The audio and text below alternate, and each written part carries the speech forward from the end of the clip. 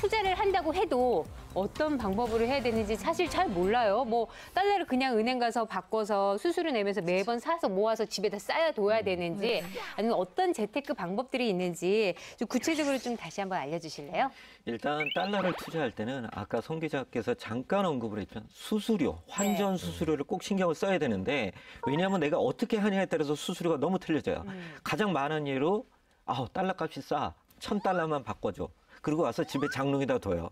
그럴 때 환전 수수료가 제일 비싸요. 왜냐면 현찰을 빼가는 거니까.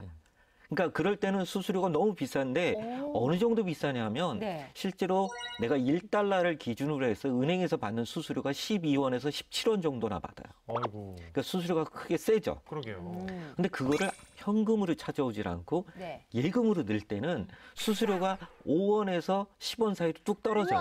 이야. 그렇다면 집에 갖다 장롱에다 불안하게 둘 필요가 없죠. 그러면 달러 예금에 넣어놓는 게 훨씬 나은 거죠. 수수료도 싸고 안전하고.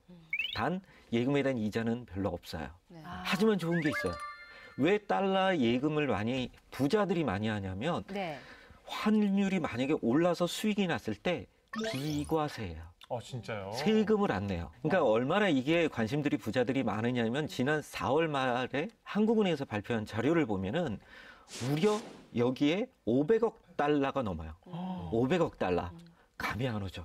63조 원이에요.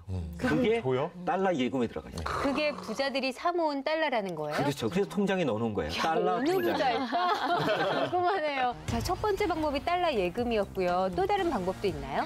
요즘 또 많이들 하시는 게 RP형이라 그래요. 그러니까 조금 어려운 단어인데 환매 조건부 채권의 형태인데 그 RP는요. 사실 저도 작년에 한번 알아봤었어요.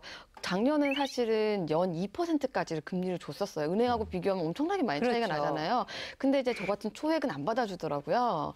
1억 정도까지 이렇게 최소 그 미니멈 금액이 있어요. 그래서 자산가들만 그 RP에 넣을 수가 있더라고요. 그래서 저 같은 이제 소액, 그러니까 500만 원 정도로 이렇게 소액으로 이렇게 좀 해볼 수 있는 그런 거를 설명을 드리면 해외 ETF라는 게 있어요. 그러면 그 환전 수수료에서도 이익을 좀 볼 수 있는 게 아까 이제 현찰로 뽑는 게 수수료 가장 비싸다고 했잖아요. 그럼 내가 증권사에 그 원화를 놓고요. 이걸 또 달러로 환전을 하잖아요. 그럼 이게 투자 목적이 되다 보니까 여기서도 수수료 혜택이 좀 있어요. 제가 그거 아까 하고 온 게 그거예요.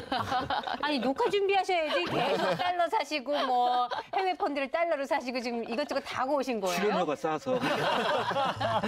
이해 부탁드립니다. 꼭 찍어서 그러면 어디 해야 될까? 우리나라 채권도 있지만 미국 채권을 해외 ETF로도 살 수가 있어요. 주식이랑 똑같이 살 수가 있거든요. 그것도 추천을 드리고 주식 같은 경우에도 뭐 내가 특정한 주식을 원한다. 그러면 그 주식에서도 수익이 나요. 그러면은 내가 투자 수익률 플러스 환수익 차이까지 나는 거니까 그리고 그거는 금액, 미니멈 금액이 없어요. 최소 금액이 없어요. 정말 심지어 10만 원으로도 내가 소액으로 투자를 할 수 있으니까 저 같은 이렇게 소액 투자자들은 해외 쪽으로 해외 주식도 사고 많이 할 수가 있어요. 그 오늘 달러 얘기를 하다 보니까 멀지 않은 돈이잖아요. 우리 집도 서랍 열어보면 1달러, 2달러 들어다니는데 이걸 가지고 예금을 해도 되지만 해외 펀드를 달러로 하면 두 번의 이익을 꼭 먹고 안 먹고 이렇게 받을 수 있다고.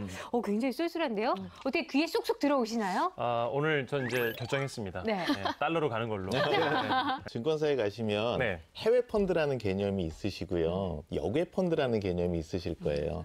가서 보시면은 원화 기준으로 해외에 투자하는 펀드가 있고요. 그다음에 달러 기준으로 해외에 투자하는 펀드가 있습니다. 그러니까 그 기준가가 뭘로 가격이 화폐가 설정돼 있는지를 좀 확인하시고 펀드를 가입하셔야지 자칫 잘못하면 원화 기준가에 그 해외에 투자하는 펀드를 가입하시는 수도 있으세요.